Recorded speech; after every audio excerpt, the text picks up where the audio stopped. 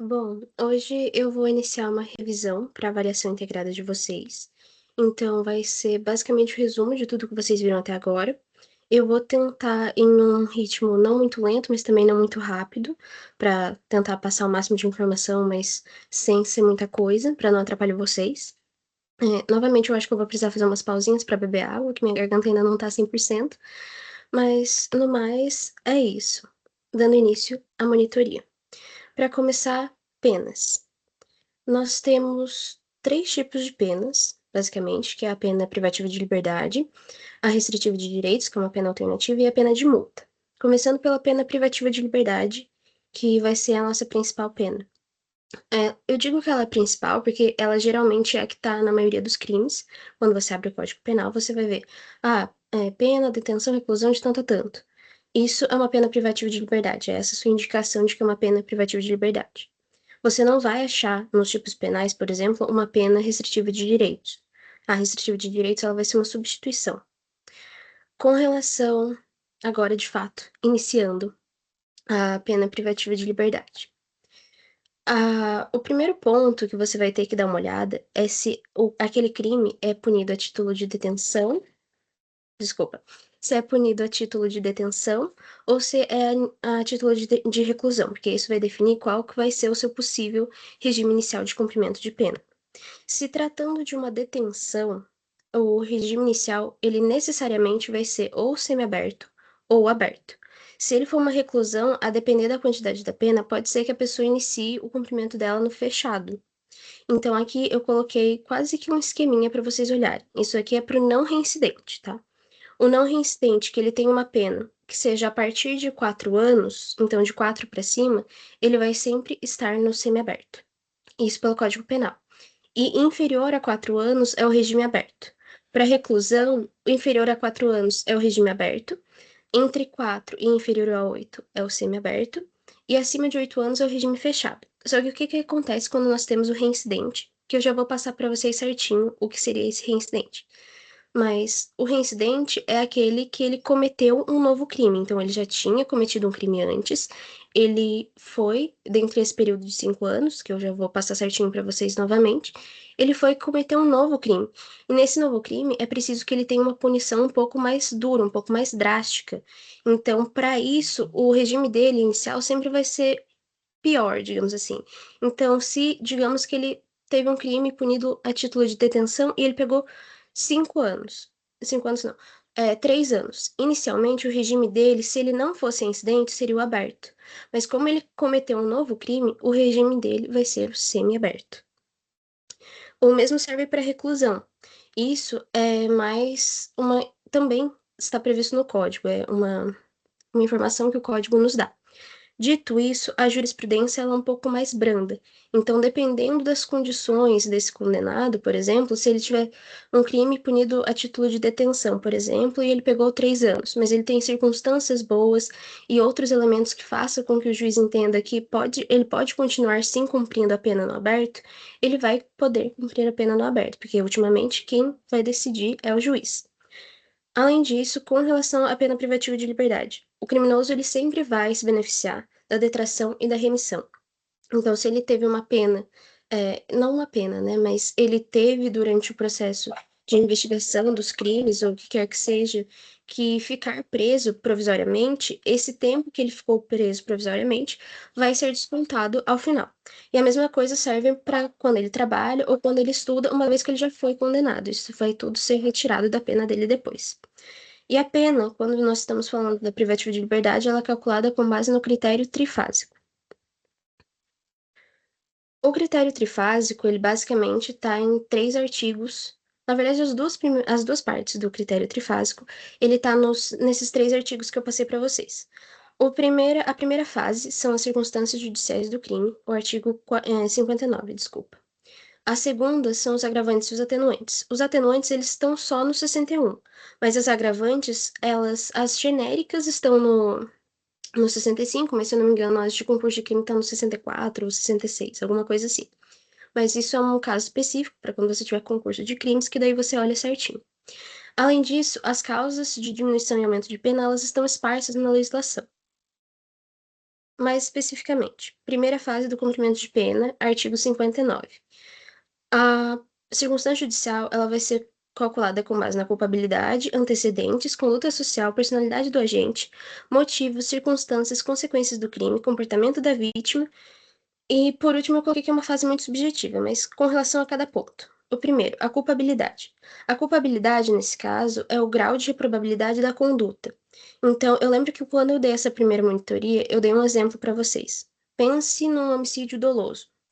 Eu vou dar dois exemplos para vocês, na verdade, para fazer essa diferenciação.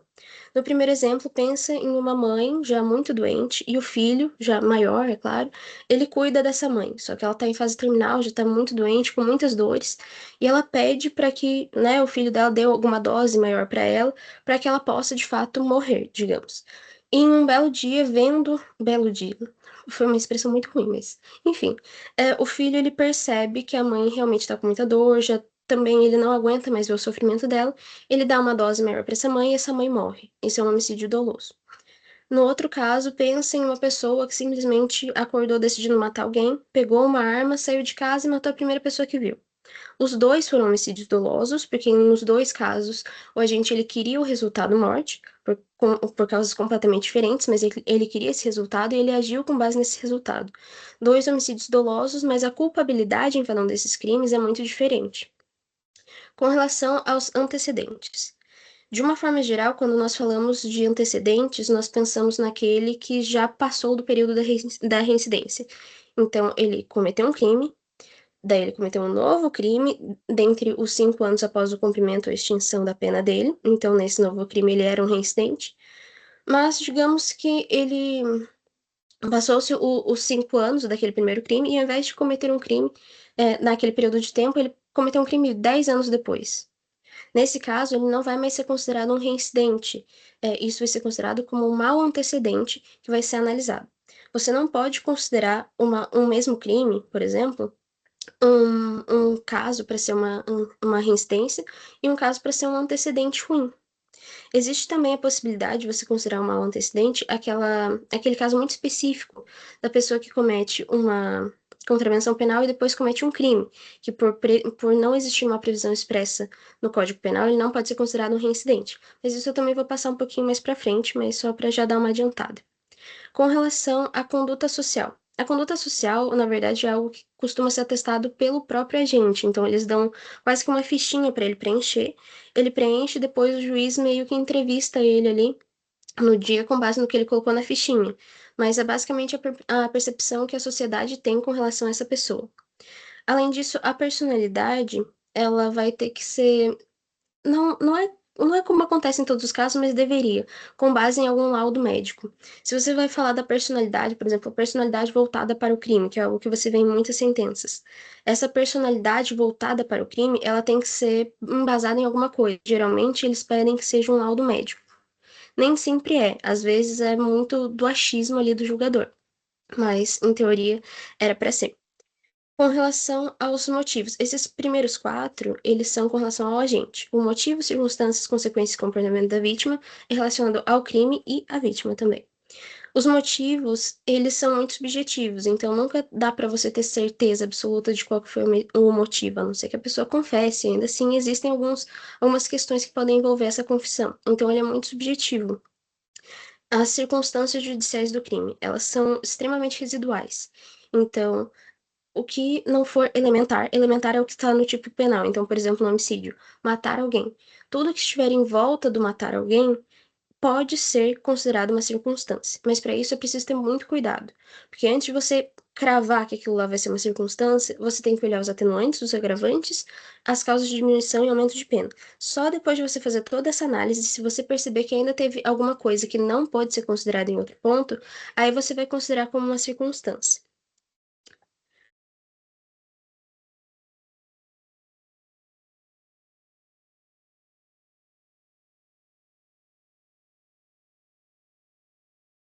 Com relação às consequências do crime. As consequências do crime são consequências que precisam ser extraordinárias, então algo que não é esperado. Eu lembro muito do caso da Isabela Nardoni, que a Luziela leu com a gente a sentença em sala. E lá, dentre os motivos pelo qual o juiz ele considerou que teve consequências ruins do crime foi porque a mídia foi muito insistente em praticamente perseguir a mãe da Isabela. Só que nisso é um ponto que precisa ser tomado muito cuidado, porque o fato de a mídia ter, digamos, caído em cima dessa mãe não teve nada a ver com algo que pudesse ser atribuído ao casal Nardoni que matou a menina. Eles não queriam que a mídia estivesse envolvida. Dificilmente eles iam querer a mídia envolvida nesse tipo de coisa. Mas acabou acontecendo, é algo que fugiu do controle deles. Então, em teoria, não é algo que você poderia culpabilizá-los por isso. Além disso, e por último, o comportamento da vítima. O comportamento da vítima também é algo muito subjetivo. Geralmente a vítima ela age como uma vítima, então ela é literalmente uma vítima da circunstância, ela não faz nada para causar aquilo, mas se caso ela realmente, por exemplo, provoque o agente, então digamos que o contexto seja uma briga de bar, a vítima ela provocou aquele agente, xingou ele, enfim, fez algum gesto, ou mesmo tentou bater nele anteriormente e ele reagiu. Isso pode ser algo que pode ser considerado na hora, por exemplo, de ajustar ali qual vai ser a pena da primeira fase. Como vocês podem ter percebido, essa primeira fase ela é completamente subjetiva. Então não tem nada muito concreto que sempre, nesse caso vai ser isso. Não existe nada muito concreto. E também não existe no código especificado qual que seja a fração que vai variar cada um desses elementos. Então, geralmente, por ser 8 elementos, eles vão pegar, por exemplo, a pena máxima então, homicídio qualificado, 12 a 20 anos, eu acho. 12 a 30, enfim, eu acho que é 30. 12 a 30 anos. Eles vão pegar esse 30, eles vão dividir por 8, então eles vão achar o valor de o que seria cada uma dessas frações.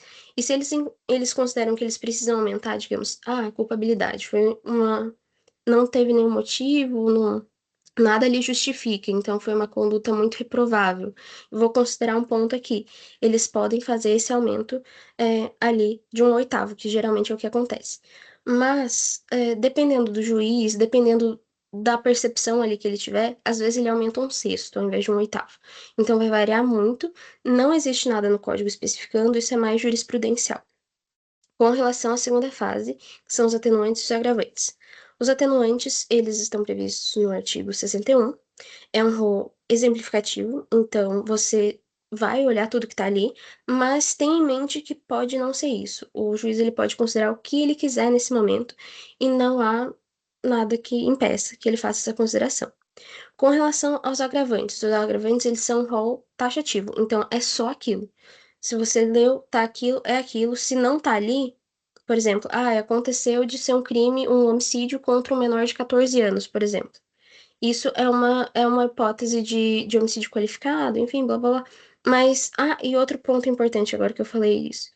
Se você, por exemplo, utiliza isso mais para homicídio, algo para qualificar e depois você quer utilizar aquilo para agravar, você não vai poder, porque isso daí você vai incorrer em bis in idem e é uma vedação expressa do código. Em momento nenhum eu falei isso, agora eu lembrei.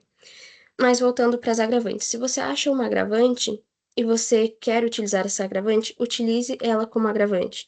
Não utilize como circunstâncias judiciais, porque geralmente isso vai implicar uma diferença e vai incorrer no bis in idem. A pena dessa fase, ela costuma variar entre um sexto. Então, ele tem uma atenuante, diminui um sexto. Ele tem uma agravante, aumenta um sexto. Mas isso não é exato. E quando existirem mais de agravantes, mais atenuantes, o juiz ele pode fazer um só aumento ou uma só diminuição.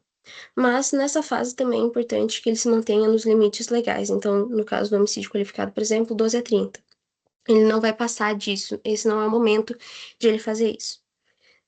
Com relação às causas de diminuição e aumento de pena, elas geralmente são crime a crime. Então, por exemplo, você vai ter causas especiais de diminuição, por exemplo, para o homicídio, que é o caso do homicídio privilegiado. Vocês vão ver mais para frente também. Mas lá vai estar especificado em cima, tem um parágrafo inteiro falando, diminui-se a pena considerando isso, isso e isso de tanto. Isso daí é uma causa de diminuição de pena expressa prevista na legislação. E é assim para todos. Causas de diminuição de pena, elas sempre vão estar especificadas, crime a crime, ou às vezes para um capítulo inteiro. Então, para esse capítulo dos crimes contra a honra se aplicam essas causas de aumento e diminuição de pena. Sempre vai estar especificado. E A grande questão também dessas causas de diminuição de pena, para você conseguir identificá-las bem, é que elas sempre vão ser uma fração. Por exemplo, eu coloquei aqui umas causas de diminuição genéricas, como por exemplo a da tentativa e da semi-imputabilidade. Elas vão variar a pena entre 1/3 e 2/3, mas existem e geralmente são crime a crime. Além disso, vocês vão perceber bastante também, às vezes ele não fala 1/3 ou 2/3, às vezes ele fala, duplica-se a pena, triplica-se a pena. Isso também é uma causa de diminuição e aumento de pena que compõe a terceira fase. Nessa terceira fase, é a única que você vai poder sair dos limites legais. Então, no caso, homicídio qualificado, 12 a 30, pode ser menor de 12, mas também pode ser maior que 30 anos. Com relação à parte de recursos, geralmente quando o advogado ele vai entrar com recurso, ele tenta recorrer na primeira fase, nas circunstâncias judiciais, porque as circunstâncias, por elas serem mais maleáveis, digamos, no sentido de que não existe nada muito específico, nada muito engessado, dá para ele negociar um pouco melhor, é geralmente nessa fase que ele vai tentar é, conseguir essa diferença de pena para o cliente dele. Mais especificamente com relação à detração e remissão. A detração, ela é aquela questão da prisão provisória. Então, só lembrando ali um conceito mais geral. Ninguém é considerado culpado até o trânsito em julgado da sentença condenatória. E se você não é considerado culpado, você não cumpre pena. Mas, excepcionalmente, pode ser que você seja submetido a uma prisão provisória. Existem tá no Código de Processo Penal certinho as ocasiões em que cabem cada uma dessas prisões provisórias. Então, flagrante de delito, temporária e preventiva. São as três hipóteses elas são possíveis. E você vai ter que analisar certinho, vocês vão mais para frente, processo penal, quanto que se aplica a cada uma delas. Mas quando a pessoa ela é presa em um desses casos, ela ainda não foi condenada. Ainda geralmente está acontecendo uma investigação, ou está acontecendo o processo, ela não foi condenada. Se ela não foi condenada, ela não poderia cumprir pena. Então, a fim de garantir o direito constitucional dessa pessoa, uma vez que ela for condenada de fato, se ela for, é claro, ela vai ter o direito de ter esse tempo que ela já ficou presa anteriormente retirado da condenação total. Com relação à remissão, a remissão ela vai ocorrer em duas possibilidades. O primeiro é o trabalho do preso e o segundo é o estudo. A remissão pelo trabalho é naquela ocasião em que ele trabalha 3 dias. Depois de trabalhar os 3 dias, ele pode remitir um dia da pena. O trabalho durante o para crimes normais, assim, ele não é obrigatório, mas ele é sempre recomendado tanto para diminuir a sua pena, quanto ele pode te ajudar a conseguir benefícios, como, por exemplo, o livramento condicional. Com relação ao estudo, o estudo, existe uma previsão um pouquinho mais específica do que 3 dias, são 12 horas divididas em no mínimo 3 dias, então ele pode fazer 12 horas em mais de 3 dias. E nisso ele vai ganhar um dia de remissão de pena. Mas existe também a possibilidade de ele terminar, por exemplo, algum curso, seja de, sei lá, ensino fundamental, médio, superior, algum outro curso. Se ele tivesse um curso, por exemplo, de 200 horas, 300, vai para ficar mais fácil, 300 horas. E ele conseguiu completar esse curso, ele colou o grau, ele vai ganhar mais 1/3 de horas, então ele vai ganhar mais 100 horas, porque eram 300, então ele vai ganhar 400 horas para remitir da pena dele. Isso tudo vai ajudar na hora de progredir de regimes também, porque isso vai contar. Com relação ao reincidente. O período da reincidência, ele vai começar a contar a partir do momento em que a pessoa for condenada por um novo crime. Então, ela cometeu um crime, enfim, cumpriu a sua pena ali, e depois ele vai cometer um novo crime. Digamos que ele já cometeu esse segundo crime. A partir do momento que ele comete o seu segundo crime, da condenação até o final do cumprimento de pena, se ele cometer ali um crime, ele vai ser considerado reincidente. Depois dele cumprir a pena ou dela ser extinta, mais 5 anos ele vai ser considerado reincidente. Então é um período que acaba sendo bem maior do que esses 5 anos, porque ele vai ser compreendido todo o espaço em que ele estiver cumprindo pena também. Ele pode ser reincidente. Por previsão expressa do Código, quem comete um crime e depois um crime é reincidente nesse período de tempo. Lembrando, quem comete um crime e depois uma contravenção continua sendo reincidente. Quem comete uma contravenção depois outra contravenção é um reincidente. Mas aquele caso específico que eu cheguei a mencionar para vocês, da contravenção e depois um crime, ele não pode ser considerado como um reincidente, porque isso é o que a gente chama de analogia in mala partem, que ela é vedada no nosso ordenamento jurídico. que é uma analogia. E aí eu faço um pequeno adendo. Não é que a analogia ela é proibida, mas vai ser vedada nos casos em que ela prejudicar o, o réu. Então, se o Código Penal não está dizendo é assim, isso vai ser considerado um reincidente, você não pode achar que o legislador, na hora de ele fazer aquele texto, ele queria dizer isso. O seu achismo, ele prejudicaria o réu. E nesse caso, ele não pode ser considerado. O reincidente, você considerar que essa pessoa é reincidente, vai atrapalhar. Questão de regime inicial, que eu passei para vocês agora há pouco, também pode, se for reincidente em crime doloso, atrapalhar a concessão de restritivo de direitos, sursi, livramento condicional. Tudo isso vai interferir o fato de ele ser reincidente ou não. Então, é um critério objetivo, até especialmente porque é um prazo, um período de tempo, e que ele vai sim interferir em muita coisa. Com relação às penas restritivas de direito. A substituição da pena privativa de liberdade pela restritiva de direito, que é uma pena alternativa, ela vai acontecer mediante requisitos. O primeiro deles é a pena, mas a pena ela vai ser diferente se ele for condenado ele for um reincidente em crime doloso ou se ele for um reincidente em crime culposo. Para isso você vai olhar o crime anterior que ele tenha cometido, tá? Então, se o crime anterior ele foi doloso e ele cometeu um novo crime doloso, vai ser doloso. Se for culposo, vai ser culposo. Mas a condenação, se ele tivesse sido um reincidente por crime doloso, ela vai necessariamente ter que ser igual ou inferior a 4 anos. Então, se ele tiver 3 anos e 11 meses e 10 dias, ele ainda pode se beneficiar. 4 anos, ele pode. 4 anos e um mês, já não pode.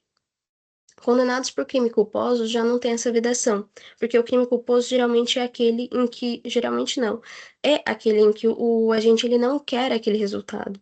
Então, é um pouco menos pior, entre aspas, então o legislador ele acaba dando essa permissibilidade um pouquinho melhor, um pouquinho maior, né? A reincidência é o segundo quesito. O condenado, como regra, ele não pode ser residente em crime doloso. Existe uma previsão específica do parágrafo que fala no caso de ele não poder ser doloso específico, mas se ele for doloso genérico, ele pode. Mas isso é uma exceção, geralmente não é aplicado, porque geralmente quando eles veem que é um residente em crime doloso, já desconfigura, eles não consideram boas condições, enfim. É muito difícil, mas é uma possibilidade. O crime, ele precisa ter sido cometido sem violência ou grave ameaça. E nesse violência ou grave ameaça, eu faço um adendo. É contra a pessoa. Então, digamos que a pessoa ela cometeu um furto, mas para entrar na casa, ela quebrou um cadeado. Isso é uma violência à coisa, é um dano. Então, você não vai considerar isso como um impedimento. Tem que ser violência ou grave ameaça à pessoa. Circunstâncias judiciais favoráveis. É o momento em que o juiz ele vai analisar o crime, a pessoa, enfim, e ele vai determinar que essa pessoa provavelmente ela se beneficiaria de conseguir essa troca da pena, da privativa de liberdade pela restritiva de direitos. E que é uma troca adequada, porque se não for adequada, se não for suficientemente punitiva, a pessoa não vai aprender, digamos assim. Aqui eu coloquei de uma forma bem resumida as 6 possibilidades das penas restritivas de direito. A primeira é a prestação pecuniária, que é quando você precisa pagar um valor à vítima, ou se a vítima morreu, por exemplo, a família, se não a família, alguma entidade com um fim ali semelhante. Esse valor ele pode variar entre 1 e 360 salários mínimos, e o valor dessa condenação na esfera penal vai ser reduzido, vai ser deduzido da esfera civil. Geralmente, quando você tem um processo penal, você também vai ter um processo civil ocorrendo em paralelo, para que a pessoa ela possa conseguir uma indenização pelo prejuízo causado. E geralmente, quando isso acontece, não é obrigatório, mas geralmente o juiz da vara civil ele vai mandar suspender o processo enquanto está sendo decidido o processo penal, para ele ter certeza de que aconteceu o crime, realmente é aquela pessoa e tudo mais. E se ele for condenado, por exemplo, a pagar, digamos, 20 salários mínimos, e na sentença civil, depois de o juiz ver tudo isso, ele condenar 40, ele vai diminuir esses 20 salários mínimos que já foram pagos. É, então, é basicamente isso, a dedução da sentença civil. Com relação à perda de bens e valores.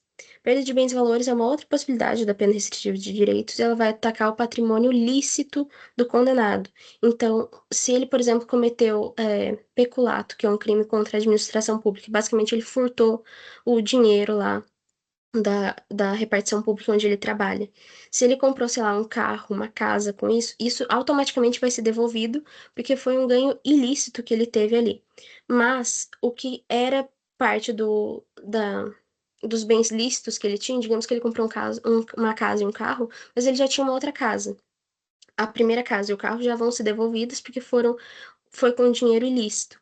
Mas essa primeira casa dele, em teoria, ela poderia ser vendida, por exemplo. Aí vai dar uma questão do direito civil, bem de família, enfim. Mas em teoria seria a partir desse patrimônio lícito. E ele vai ser dirigido ao Fundo Penitenciário Nacional. O Fundo Penitenciário Nacional, vou falar um pouquinho mais na parte de multa, mas é ele que mantém os presídios, por exemplo. E como é uma pena, ela vai ser voltada à pessoa do condenado, não pode influenciar os herdeiros. Então, ele não pode ter que pegar o dinheiro com o outro, ou mesmo, tipo, retirar da parte da herança de filho. Não, não tem nada disso. A pena só atinge o condenado. Com relação à prestação de serviço à comunidade, ele é uma das únicas que prevê uma pena mínima, que é uma pena mínima de 6 meses. Então, se você tiver uma pena inferior a 6 meses, você não vai ser colocado para fazer prestação de serviço à comunidade. Para fazer essa prestação de serviço, geralmente eles olham as suas habilidades. Então, digamos, eu sei limpar, eu sou uma faxineira, eu sei limpar. Então, pode ser que eles me coloquem 1 hora do dia, que é a previsão específica para esse tipo de serviço, para eu, por exemplo, varrer um prédio público. Pode ser que isso aconteça, mas essa 1 hora é preciso que eles façam de um jeito que não atrapalhe o meu trabalho. Então, se eu trabalho no período da manhã, eles não vão poder me colocar para cumprir essa prestação de serviço durante o período da manhã. Além disso, o local em que eu estiver prestando esse serviço, ele vai ter que emitir um relatório das minhas atividades. Esse relatório ele vai ser enviado para o juiz da execução para comprovar que eu estou fazendo tudo certinho. Com relação à interdição de direitos, é basicamente a proibição de você ir ou fazer algumas coisas. Então, digamos que a pessoa ela se tornava muito violenta quando ela bebia e aí ela cometeu vários crimes de lesão corporal. Então, pode ser que o juiz ele proíba a pessoa de ir em um local onde tenha muitos bares. Isso é uma possibilidade de ele fazer. Ou, por exemplo, ele suspenda, no caso de um homicídio doloso, na direção do veículo automotor. Ele pode suspender a sua CNH para que você não possa dirigir. Isso também é uma possibilidade. As limitações de final de semana, elas são 5 horas, que são cumpridas no sábado e no domingo, geralmente na casa do albergado, mas se eles tiverem algum convênio com outro lugar também, pode ser nesse local conveniado. E o foco é você passar para essas pessoas atividades para elas, digamos assim, reaprenderem. Então, eles vão tentar estar educando essas pessoas. Então, no caso, por exemplo, acontece muito em crime de trânsito, de eles fazerem quase que um curso de reciclagem ali no meio também, para eles aprenderem, ou se ele tem um problema, por exemplo, com violência doméstica, ele vai fazer cursos mais voltados para essas áreas. É um pouco mais focado, mas não tanto. E a casa do albergado, ou também o conveniado, ele vai ter que emitir um relatório da mesma forma, mandar para o juiz, enfim. A prestação de outra natureza é geralmente as cestas básicas. A cesta básica, ela acontece geralmente crime ambiental, esse tipo de coisa, em que você teria uma prestação pecuniária, mas o juiz ele meio que determina que não faz muito sentido você pagar para a pessoa. Então, no caso de um crime ambiental, você não vai poder pagar para uma árvore. Então, ele vai mandar que você doe cestas básicas. Com relação à pena de multa,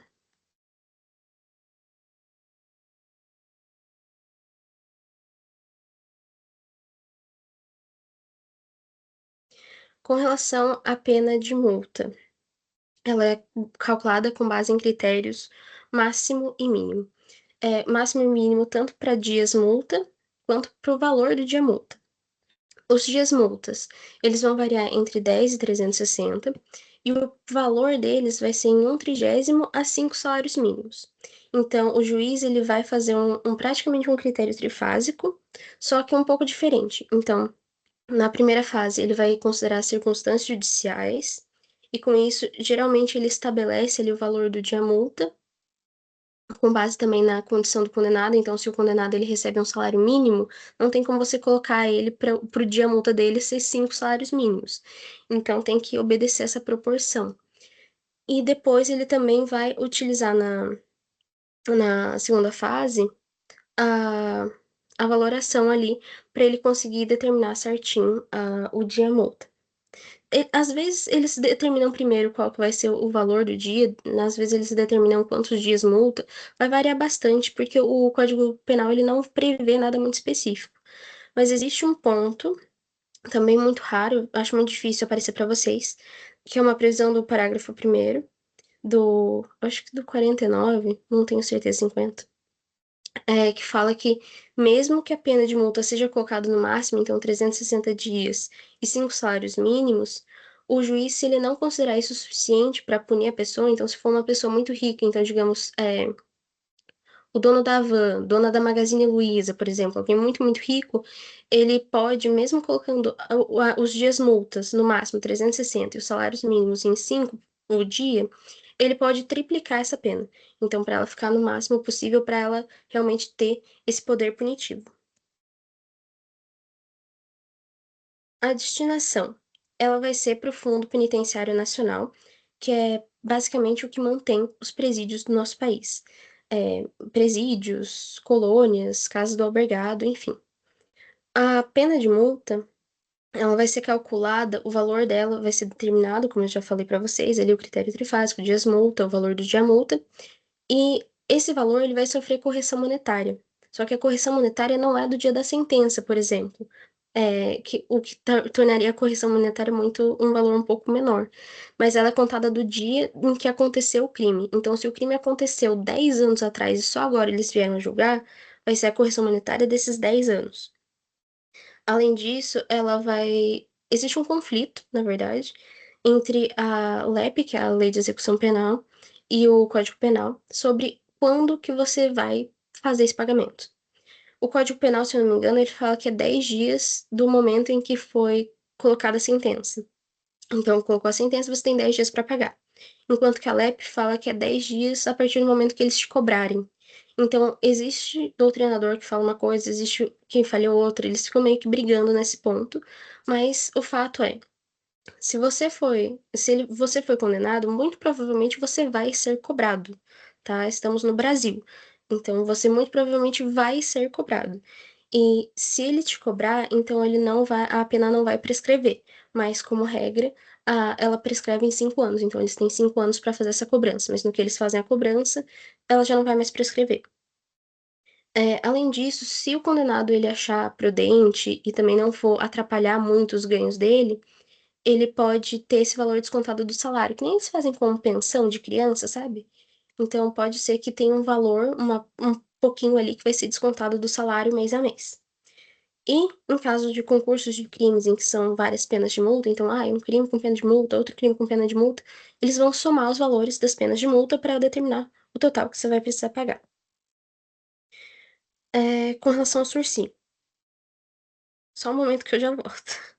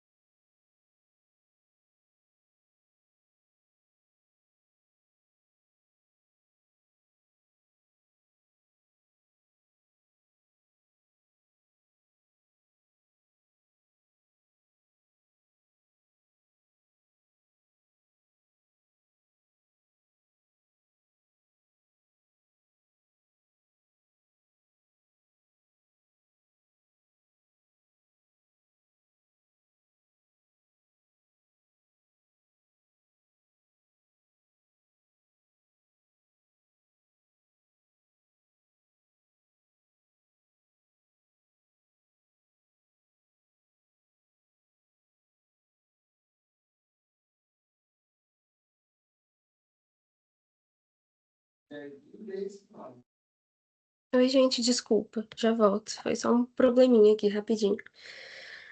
Com relação ao sursi, agora sim. O sursi é a suspensão condicional da pena e ele vai ser também calculado com base em critérios. Na verdade, calculado não, né? Ele vai ser concedido mediante a critérios. O primeiro dele vai ser a pena. A pena, ela vai variar se a concessão for para sursi simples e especial ou etário e humanitário. Para o sursi simples e especial, que são os mais comuns, digamos assim, a pena ela não pode ser superior a 2 anos. Então, até 2 anos você pode se beneficiar por essa substituição. No caso do etário e do humanitário, a pena ela não pode ser superior a 4. Então, até 4 anos você vai poder fazer essa substituição.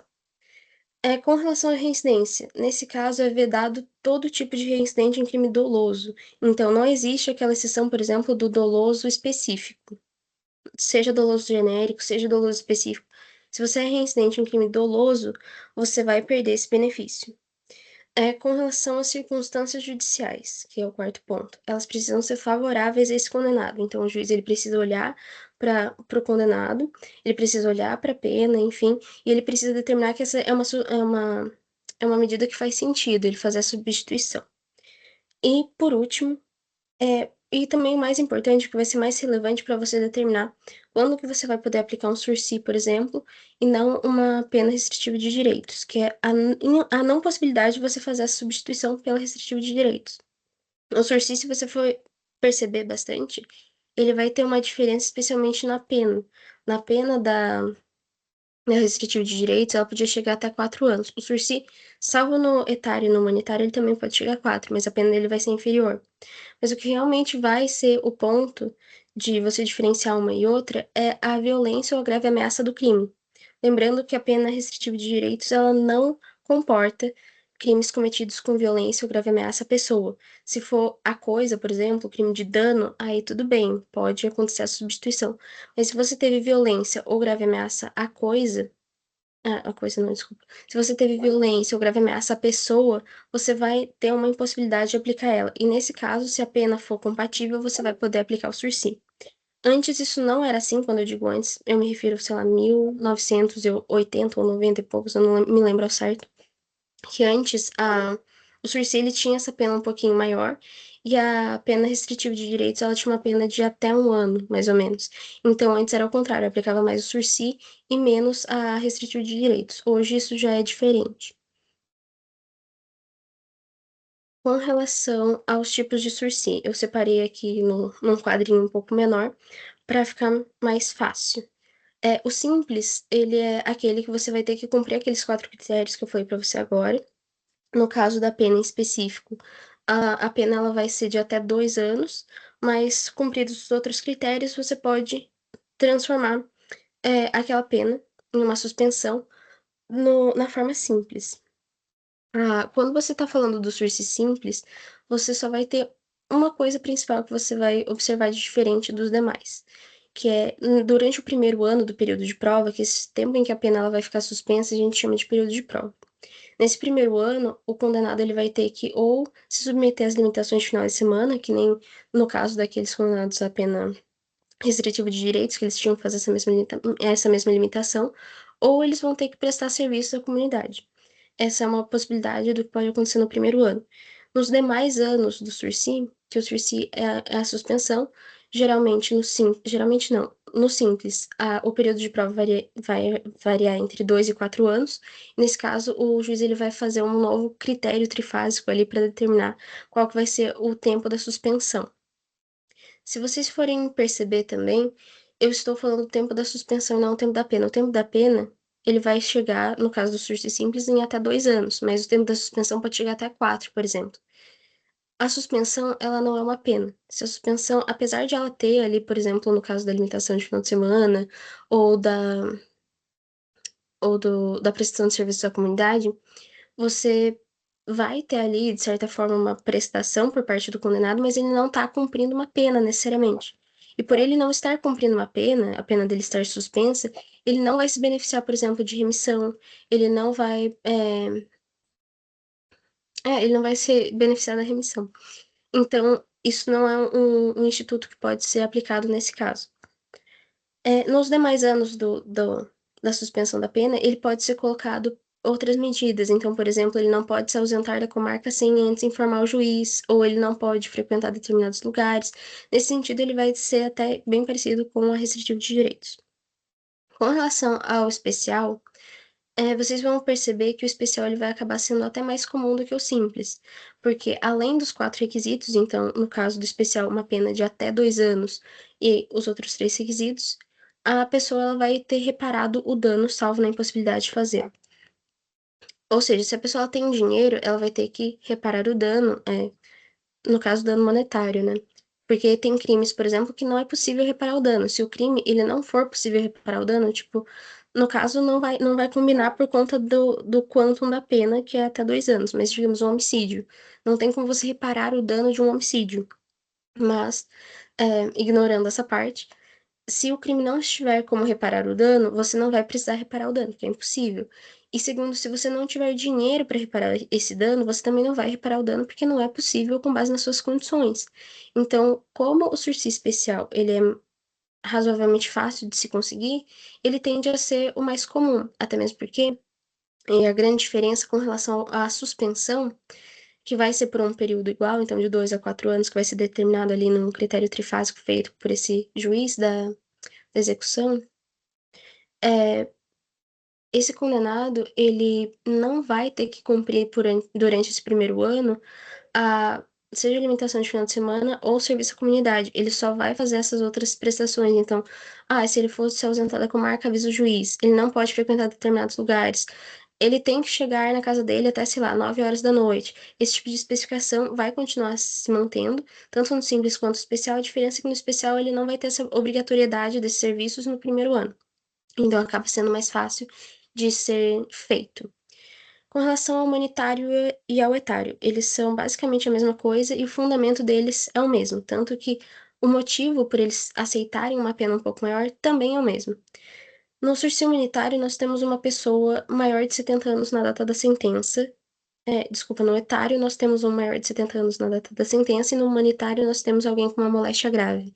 Então, são pessoas que são naturalmente mais frágeis, que estão doentes ou que muito provavelmente vão precisar de cuidados ali o tempo todo. Então, pro nosso sistema penal, que já está mais do que lotado, seria um problema se eles tivessem que cuidar dessa pessoa, manter ela ali da mesma forma. Então, o que que eles optaram por fazer? Eles basicamente pegaram e aumentaram o tempo em que é possível você obter essa suspensão condicional da pena para que essas pessoas cumpram essas penas em casa. Então, ou seja, um gasto a menos, digamos, para esse sistema penal. A princípio, tanto humanitário quanto etário, eles vão ser espécies de sursi simples, mas se ele fizer a reparação do dano, ele também pode obter as condições do especial. O período de prova, eu já falei para vocês, ele vai variar 2 a 4 se for simples e etário, 4 a 6 se for humanitário. Também é possível para contravenções penais, só que vai ser muito incomum, porque geralmente contravenção penal é apenas, sei lá, 15 dias. Nem faz sentido. O período de prova ele também pode ser suspenso. Eu não vou falar de todos esses pontos, porque senão vai demorar muito. Mas o período de prova ele pode ser prorrogado, por exemplo, então, se a pessoa está sendo investigada por algum crime, alguma coisa, eles podem prorrogar esse período de prova e durante esse tempo que ele vai ser prorrogado, até que eles consigam chegar à conclusão do que aconteceu, é, ele não vai ser, ele não vai ter que cumprir com as condições ali do sursi, ele, ao final dessa prorrogação, por exemplo, se ele não tiver o período de prova revogado, que é uma possibilidade se você voltar a delinquir, por exemplo. Se ele não tiver o período de prova revogado, ele vai continuar ali no período de prova. Cumprido o período de prova, a pena dele vai ser extinta. Ele não vai cumprir mais pena. Ou se ele cometer algum crime, o sursi dele já vai ser revogado naquele ponto e ele vai ter que cumprir a pena. Então, se a pena dele foi suspensa, digamos, até o limite, ele cumpriu 4 anos do período de prova, fora a prorrogação, que a prorrogação ela pode sair desse período, pode ser até mais de 4 anos. Se foi prorrogado, enfim, aconteceu tudo isso. E mesmo assim, o Cersei, ele foi. Ele não é caçado. Ele é. Ele foi extinto. O Cersei, ele foi interrompido ali. Ele vai ter que iniciar o cumprimento de pena dele, qualquer que tenha sido a condenação. Aí eu coloquei alguns casos de revogação obrigatória e revogação facultativa, mas basicamente a revogação obrigatória são aqueles casos em que o juiz ele pode fazer a revogação de ofício, então ele não precisa ouvir o condenado. Aconteceu, por exemplo, ele não reparar o dano na sentença que foi determinado que ele precisava reparar o dano. O juiz ele pode só revogar o sursi e acabou. Ele não precisa ouvir o condenado. No caso da facultativa, ele tem que dar a oportunidade do condenado ele falar. Então, mesmo que o condenado não fale nada, ele precisa ir ali na audiência e dar essa oportunidade para que ele se defenda, que é, por exemplo, quando ele não cumpre com as obrigações do sursim. Então, digamos que ao invés dele chegar em casa às 9, ele chegava à 1 da manhã, ou ele foi em determinados lugares, ou ele não cumpriu a limitação de final de semana. São todas condições facultativas, ou seja, não obrigatórias.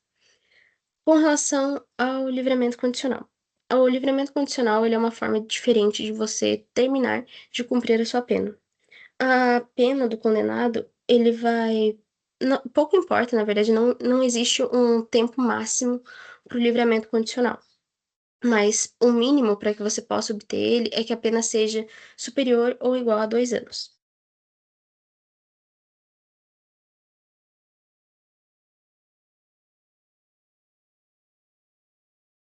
Se a pena ela é superior ou igual a 2 anos, você já pode começar a pensar, digamos assim, no livramento condicional.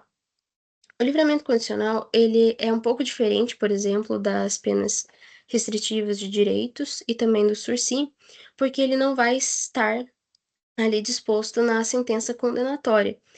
O livramento é um benefício que ele vai ser concedido pelo juiz da execução, porque para você obter o livramento, você já tem que ter cumprido um pouco da sua pena, e ele já tem que conhecer, de certa forma, o seu comportamento carcerário, para que eles possam ou não avaliar com relação ao livramento condicional. O livramento condicional, ele é uma antecipação da liberdade. Então, a pessoa ela vai terminar de cumprir a pena dela em liberdade, geralmente na casa dela, e por isso existem condições um pouco mais rígidas, especialmente porque não existe um limite de pena. Então, ele pode pegar 50 anos e ter direito ao livramento condicional. É uma possibilidade. Com relação à fração da pena que ele vai ter que ter cumprido, vai depender da reincidência dele, olha só. Como sempre, tudo cai na reincidência. Se ele não for reincidente em crime doloso, então, por exemplo, se ele for reincidente em crime culposo ou não for reincidente, ponto, ele vai ter que cumprir pelo menos 1/3 da pena dele, um pouco mais de 1/3. Se ele for reincidente em crime doloso, ele vai ter que cumprir pelo menos metade da pena. E se ele for reincidente em crime hediondo equiparado, ele vai ter que cumprir pelo menos 2/3. E nessa do hediondo equiparado, eu faço também uma observação que existe a possibilidade, existem alguns crimes, como por exemplo, resultado morte, ou se ele for reincidente em crime hediondo específico, que ele não vai poder se beneficiar com com o livramento condicional. Ele é vedado em alguns casos, inclusive isso fica se eu não me engano, na lei de execução penal, tá certinho. Então, por exemplo, isso também serve para na hora que você está vendo para fazer progressão de regimes. Então, por exemplo, crimes hediondos, geralmente está ali a porcentagem do quanto tem que ser, do quanto ele tem que cumprir da pena para progredir de regimes, e lá tá falado, fala, vedado livramento condicional, esse tipo de coisa. Tá lá também, vocês podem dar uma olhadinha. Depois, eles vão analisar as circunstâncias do condenado, que francamente vai ser a parte mais importante disso daí. Nas circunstâncias dele, ele vai ver o comportamento carcerário. Lembrando, a pessoa ela tá numa prisão, então o bom comportamento vai ser relativo ao ambiente em que ele tá. Não dá para considerar o bom comportamento que você esperaria de alguma pessoa que nunca foi presa, que não tá nessa condição. Além disso, ele não pode ter cometido faltas graves nos últimos 12 meses. Ele precisa ter um bom desempenho no trabalho. Então, o trabalho ele não é obrigatório, eu já falei isso, mas eu vou repetir, o trabalho ele não é obrigatório, mas ele ajuda a comprovar, por exemplo, na hora de você ter você conseguir o livramento condicional, porque se você nunca trabalhou, como é que eles vão saber se você tem um bom desempenho no trabalho? Não tem como. Então, isso tudo vai ajudar bastante. Além disso, você precisa demonstrar que você tem aptidão para garantir a sua própria subsistência. Ou seja, você não precisa depender de mais ninguém para que você possa sair. Então, por exemplo, se você, eu não trabalho, por exemplo, eu nunca trabalhei com nada. O máximo que eu já fui foi estagiária. Eu não sei com que eu trabalharia. Eu não posso simplesmente pedir para sair ali no meu livramento condicional e falar, não, minha mãe vai me sustentar. Não, eles querem que você trabalhe, que você garanta a sua própria subsistência. É, isso também é bem relativo. Então, por exemplo, comportamento carcerário, geralmente vai ser feita uma carta do diretor do presídio falando que tem um bom comportamento. Questão das faltas graves nos últimos 12 meses também, bom desempenho do trabalho. Isso tudo foi acrescentado, se eu não me engano, na lei em 2019. Então, condenações anteriores a 2019, isso não se aplica. Você pode ignorar essa parte. Isso vai justo em conflito de lei penal, enfim. Só uma observação também para vocês lembrarem.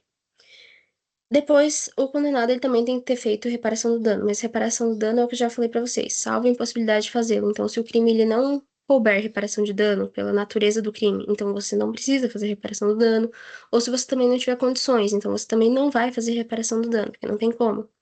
Além disso, circunstâncias judiciais, como sempre, elas precisam ser favoráveis. Se elas não forem favoráveis, se o juiz não entender que é uma substituição válida, uma substituição propícia, ele não vai fazer essa substituição, obviamente. No livramento condicional. Geralmente, quando a pessoa ela é condenada por mais de um crime. Não é uma regra, mas geralmente acontece. Então, por exemplo, homicídio. O que acontece muito, muito, muito, muito, eu já vi muito. Fraude processual. A pessoa ela comete o crime, ela mata, e aí, ou ela tenta matar, e nisso ela tenta modificar a cena do crime para parecer, por exemplo, não foi. Eu tentei roubar essa pessoa ao invés de matar ela, e, enfim, não foi um latrocínio. Foi um latrocínio e não um homicídio, por exemplo. Se acontecer, vai ter uma pena para fraude processual e para o crime também. Ou às vezes, por exemplo, estelionato. Geralmente é muito difícil mesmo você pegar um estelionatário que ele só tenha cometido um estelionato. Geralmente vai ter uns 10, 20, 30. Nossa, tem cada estelionato. Mas assim, geralmente não é um crime só. E sempre que você tem vários crimes, você vai ter que somar as penas. Então, digamos que ele teve uma condenação de 10 anos, depois uma condenação de 5, 7, você vai somando. E é com base nesse somatório total do tempo que você vai determinar ali o tempo total de cumprimento dele. Então, digamos, 10 mais 5 mais 7, 22 anos. Nesses 22 anos, é com base nesses 22 anos que você vai ver o critério da reincidência, também os crimes que ele cometeu, que tem aquela vedação para os crimes hediondos, resultado morte, hediondo específico, enfim. E aí você vai descobrir quanto que ele precisa ter cumprido da pena para que ele possa se beneficiar do livramento condicional, além aquelas outras condições. É com base nisso que você vai fazer a conta para descobrir a fração. E um ponto importante do livramento condicional que é com relação a novas condenações. O período do livramento condicional, então, é, não é uma suspensão da pena, já te adianto, não vai ser o mesmo critério do sursi. Enquanto ele estiver fora, ele vai estar cumprindo pena, tá? Então, tanto que ele precisa ir junto do juízo e prestar contas, enfim, falar, eu estive em tal lugar, eu trabalhei tanto a tanto. Ele precisa fazer sempre essa constante de estar relatando suas atividades.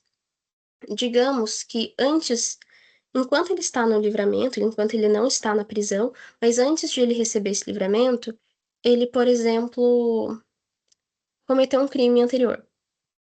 Esse crime anterior não foi no período do livramento, ele só vai estar sendo condenado ali enquanto ele está se beneficiando do livramento. Nesse caso, esse crime ele vai ser somado. Então, no exemplo que eu dei inicialmente, uma condenação de 10, 5, depois 7, deu 22 anos, depois eu vou somar essa nova condenação dele. E com base nesse novo montante, digamos que ele foi condenado mais 10 anos. Então, de 22 foi para 32 anos. Aí eu vou fazer de novo a conta ali, eu vou ver se é um terço, se é metade ou se é dois terços. Aí eu vou ver se ele já cumpriu, somando toda a condenação, a quantidade nova necessária para ele continuar no livramento condicional, ele vai poder continuar cumprindo a pena dele em liberdade. Mas geralmente isso não acontece, geralmente acaba faltando um tempo por causa dessa nova condenação, ele vai ter que cumprir um tempo a mais. Então, ele vai ter esse livramento condicional dele revogado até que ele termine de cumprir essa fração necessária. Com relação a ele cometer um crime durante o livramento condicional. Aí já é todo um novo problema, porque se ele comete um crime durante o livramento condicional, ele vai ser necessariamente revogado, ele vai ter que cumprir toda a pena, então se ele for condenado, nesse exemplo, 32 anos, ele vai ter que cumprir, só que ele não vai cumprir os 32 anos assim, ele vai cumprir inicialmente os 22, que foi o que ele recebeu o benefício do livramento condicional, e depois essa nova condenação de 10 anos vai ser separada, e com base nessa condenação de 10 anos que eles vão averiguar esse um terço, metade, dois terços, para que ele receba só para essa nova condenação, para as condenações anteriores, que foi quando ele cometeu o crime no livramento, ele não vai mais ter o direito. Mas isso não prejudica, a concessão de livramentos condicionais futuros. As condições podem ser, condições do livramento, no caso, obrigatórias ou facultativas. As obrigatórias são três e estão previstas em leis. O primeiro é a ocupação lícita. Então, como eu falei para vocês, ele precisa conseguir um trabalho, ele precisa se sustentar. E não pode, por exemplo, falar: ah, não, mas eu consigo vender drogas. Isso não é uma ocupação lícita, não vai ter como, eles não vão liberar. Então você precisa de uma ocupação lícita, nem que seja para falar: ah, eu vou ser faxineira do shopping, eu vou ser, sei lá, padeiro na padaria da vizinha, eu vou ser construtor ali na obra do sei lá quem, eu vou trabalhar no Magazine Luiza, eu vou. O que quer que você vá fazer? Você precisa de uma ocupação lícita. Segundo, comparecimento periódico em juízo. Você sempre vai ter que estar relatando suas atividades. Então, como o trabalho geralmente é focado no trabalho, porque o trabalho ele é o principal ponto do livramento condicional. Então, por exemplo, eu consegui inicialmente esse trabalho aqui para trabalhar aqui na padaria perto de casa. Você precisa falar para o juiz, tipo, eu trabalho no período da manhã de tanto a tanto, depois volto para casa e, sei lá, à tarde eu também tenho um outro trabalho de tal. E se você for dispensado do trabalho, você também precisa avisar. Até mesmo para que você consiga um novo trabalho, eles tenham ideia de que você está procurando outro trabalho também, para eles não revogarem o seu livramento logo de cara. Então, isso tudo é preciso que você comunique no juízo. E além disso, você não pode mudar de comarca sem autorização. Porque quando você muda de comarca, você também vai mudar a competência do juiz. Então, é um outro juiz que vai ter que acompanhar. Então, tudo isso precisa ser muito bem avisado. As facultativas são aquelas que o juiz ele vai olhar a situação e ele vai determinar se ele acha que é necessário ou não. Então, talvez ele ache que seja necessário, por exemplo, você não frequentar determinados lugares. Que aí também remete muito às penas restritivas de direitos. Ele também pode fazer esse tipo de concessões. É, as condições obrigatórias do livramento e as facultativas, elas podem levar, por exemplo, à, à extinção do período ali do livramento condicional. Mas, geralmente, essa é uma extinção facultativa. O período de prova, o livramento ele também tem um período de prova, que é o período que você vai estar cumprindo a pena fora do estabelecimento prisional, então geralmente na sua casa. Só que ele não é como o período de prova do sursis, até mesmo porque o livramento condicional é um cumprimento de pena, não é uma suspensão do cumprimento. Então você continua se beneficiando, por exemplo, da remissão. Então, se você trabalha, se você estuda, você tem esse benefício. Você vai conseguir remitir essa pena. É possível também você prorrogar, como acontece no sursim, então se eles estão suspeitando que você cometeu um crime, eles têm indícios suficientes, eles podem prorrogar o seu período de prova, para que eles consigam fazer toda a investigação, processamento, condenação, se for o caso. Só que no livramento condicional é uma situação um pouco complexa eles fazerem a prorrogação do período de prova, porque na prorrogação do livramento você vai ter que voltar para cadeia, você é o condenado, tem que voltar para cadeia. E aí, por ser uma talvez, se você não for, por exemplo, condenado, se você não tiver sido culpado por aquele crime, isso é algo muito penoso e pode te prejudicar muito se você ter que voltar para a cadeia, se você não cometeu aquele novo crime. Então, é algo que precisa ser analisado com muito cuidado e a sentença ela tem que estar muito bem fundamentada para que você faça essa prorrogação. E, ao final, se você cumpriu tudo certinho, você fez todo o seu livramento condicional, você vai ter sua pena extinta. E geralmente é mais um luxo ali, que geralmente a doutrina coloca, que é o juiz ele pedir um parecer para o Ministério Público.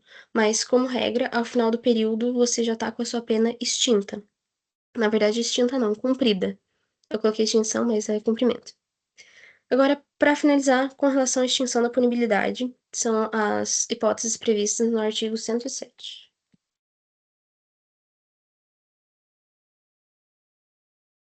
O inciso 1, pela morte do agente.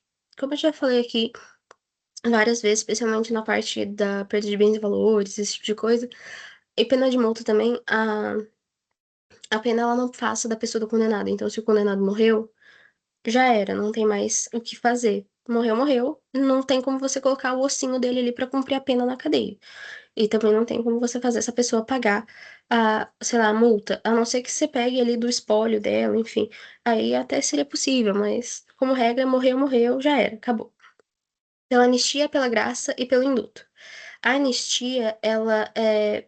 Os três, na verdade, vêm de um único negócio que era chamado de indulto príncipes, que era basicamente a ideia de você chegar para o soberano, para o rei, e você implorar para que ele perdoasse o seu crime, para que você não tivesse que ser punido. No caso, hoje ele foi separado em três institutos. A anistia, que é uma lei sancionada pelo Congresso Nacional, então a Câmara dos Deputados e o Senado, e eles vão determinar que, digamos, para quem cometeu o crime de incêndio entre 1º de janeiro e 31 de dezembro de 2025, essa pessoa vai ter a pena dela extinta. Eles podem fazer isso. Agora, a graça e o indulto, eles já são voltados para o presidente da República. A graça é aquele benefício que a pessoa, tipo, digamos, eu fui condenada por um crime X lá. Eu não quero ser punida e eu geralmente faço uma carta ali e eu mando para o presidente da República pedindo, por favor, que ele me perdoe, para que eu não tenha que cumprir aquela pena. E aí, para mim, com base no crime que eu cometi, ele vai permitir ou não que eu receba essa graça. Então, a graça, ela é individual. A anistia, ela é para várias pessoas. E a anistia também é do Congresso. Agora, o indulto não. O indulto, ele é coletivo. É a mesma coisa. É do presidente, ele vai fazer um decreto presidencial, mas ele vai beneficiar várias pessoas. Então, no caso do incêndio, incêndios cometidos entre 1º de janeiro e 31 de dezembro, no decreto vai estar lá que vai estar extinta a punibilidade dessas pessoas. Então, a grande confusão que pode dar é entre a anistia e o indulto, mas a anistia é do Congresso Nacional, é uma lei do Congresso Nacional. O indulto, ele vai ser um decreto presidencial. Com relação a abolício crimes, ninguém pode ser considerado culpado se não é mais crime aquela conduta. Então, não importa se você está em momento de ser investigado, se você já está no processo, ou se você já foi condenado. Se aquilo não é mais considerado crime, não vai ter punição. Mas aí eu faço um adendo para vocês também, que é com relação a lei temporária e lei excepcional. Porque nesse caso, lei temporária e lei excepcional, eu falo isso porque isso caiu na minha prova integrada no ano passado. Lei temporária e lei excepcional, mesmo que acabe o período de vigência dela, se você cometeu o crime ali, durante aquele prazo, ele ainda poderá ser, ele, não é que ele vai poder, ele vai ser, ele vai continuar sendo, você vai continuar sendo processado, se você for condenado, você vai cumprir pena, enfim. É essa exceção que existe. Pela prescrição, decadência e perempção. Isso é tudo com base em elementos processuais que vocês vão ver, especialmente quando vocês estiverem vendo processo civil e penal, na verdade, porque prescrição, decadência e perempção, vocês veem em teoria geral do processo, vale para tudo quanto é processo, seja civil, seja penal. Não vai fazer muita diferença para vocês, sim, o que é cada um, então eu vou ignorar, mas basta. Mas a prescrição e a decadência, na verdade, você já tem uma ideia por direito civil na parte geral. Então, a ideia de prescrição e decadência passou o tempo, quem deveria ter feito alguma coisa para receber aquilo, enfim, não fez, então perdeu o direito de fazer esse pedido.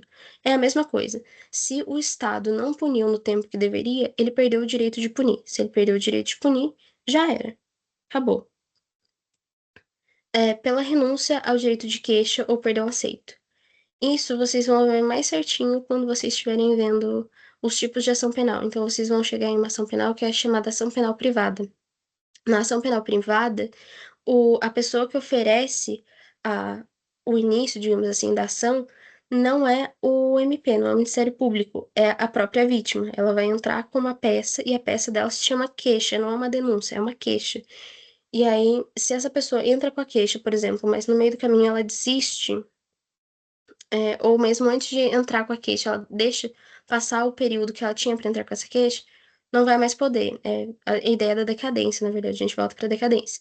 E ainda assim, durante o processo, existe a possibilidade de ela decidir não processar mais essas pessoas, então ela concede o perdão a essas pessoas. Ela pode também, e isso vai encerrar a ação penal. Então, se você perdoa, não tem mais o que fazer. Pela retratação do agente, quando a lei determina. Existem 4 crimes que isso acontece, que estão previstos em lei. É, primeiro é calúnia, difamação, depois falso testemunho e falsa perícia. São os 4. Nesses 4, se o agente ele se retrata, então ele fala que ele mentiu e tudo mais, até o trânsito em julgado da sentença penal condenatória, ele vai ter a punição extinta. Se ele fala depois, ele pode ter uma redução da pena.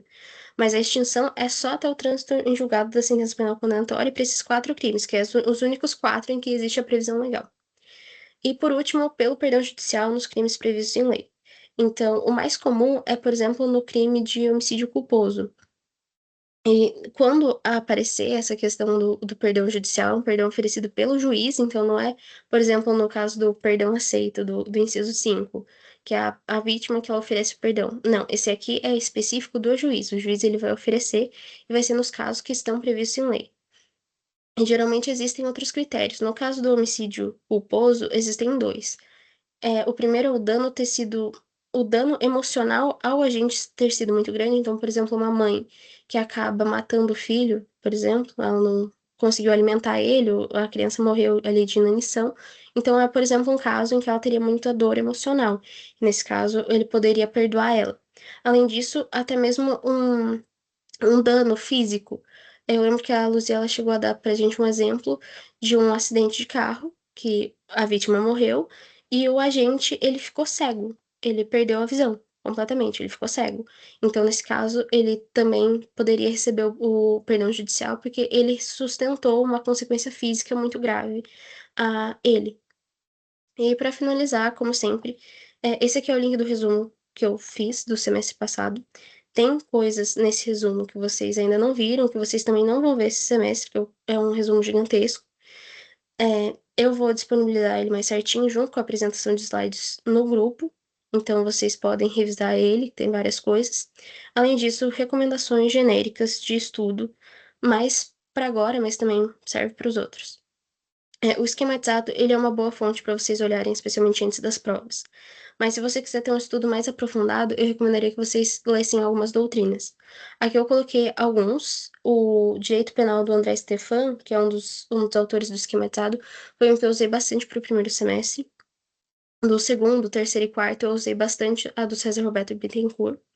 Ele é muito prolixo, não vou te enganar, ele é muito prolixo, ele fala muita coisa, ele repete muita coisa, mas é uma doutrina muito densa e que ela é bem crítica. Então, se você tem esse interesse realmente, ele é um dos processualistas e também materialistas em termos de ali, direito penal mais conceituados do país, ele é muito bom. E além disso, resolvam questões. Então, a melhor forma de vocês entenderem como é que isso vai cair na prova, porque a prova integrada, elas são questões alternativas. Então, resolva questões. Eu sempre disponibilizo para vocês no final. Hoje eu não disponibilizei, né? Mas geralmente eu disponibilizo várias questões. Eu também recomendo que vocês peguem aplicativos. Então, por exemplo, Grande Questões, que é concursos. Resolvam essas questões. Tentem, fazer ali para vocês realmente entenderem como é que isso é pedido. E demais dúvidas, inclusive quem tá aqui na chamada agora, se você tiver alguma dúvida, alguma pergunta, eu tô disposta, é só você perguntar, pode abrir o microfone ou só me mandar uma mensagem depois.